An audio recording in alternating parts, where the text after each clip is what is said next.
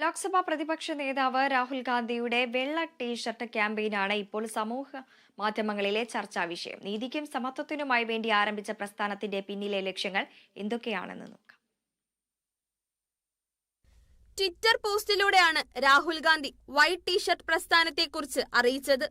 നരേന്ദ്രമോദി സർക്കാർ പാവപ്പെട്ട ജനങ്ങളോട് പുറംതിരിഞ്ഞു നിൽക്കുകയാണെന്ന് ആരോപിച്ചാണ് പ്രസ്ഥാനത്തിന് തുടക്കം കുറിച്ചത്. വൈറ്റ് ടീഷർട്ട് വെറും ഒരു തുണിക്കഷ്ണം മാത്രമല്ലെന്ന് പറഞ്ഞ രാഹുൽ ക്യാമ്പയിന് പിന്നിലെ 5 ലക്ഷ്യങ്ങളും ട്വിറ്ററിലൂടെ വിശദീകരിച്ചു. ഇന്ത്യയുടെ 8000 വർഷം പഴക്കമുള്ള നാഗരികതയുടെ ആത്മാവിനെ പ്രതിധ്വനിപ്പിക്കുന്നതാണ് വൈറ്റ് ടീഷർട്ട് ക്യാമ്പയിൻ. ഐക്യത്തിലും വൈവിധ്യത്തിലും അധിഷ്ഠമായ ക്യാമ്പയിൻ നീതിയും ഏകീകൃതവുമായി ഇന്ത്യക്കായുള്ള ആഹ്വാനമായി കണക്കാക്കുന്നു.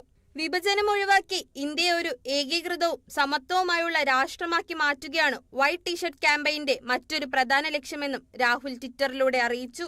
സർക്കാർ ദരിദ്രരോട് പുറംതിരിഞ്ഞു നിൽക്കുകയാണെന്ന് ആരോപിച്ച രാഹുൽ ഗാന്ധി തന്റെ തൊഴിൽ വർഗ സഹപ്രവർത്തകരോടും യുവാക്കളോടും ഈ പ്രസ്ഥാനത്തിൽ പങ്കെടുക്കണമെന്ന് അഭ്യർത്ഥിച്ചു. ഭാരത് ജോഡോ യാത്രയുടെയും അതിന്റെ തുടർച്ചയായി ഭാരത് ജോഡോ ന്യായ് യാത്രയുടെയും കാലത്ത് വെള്ള ടീഷർട്ട് മാറിയിരുന്നു.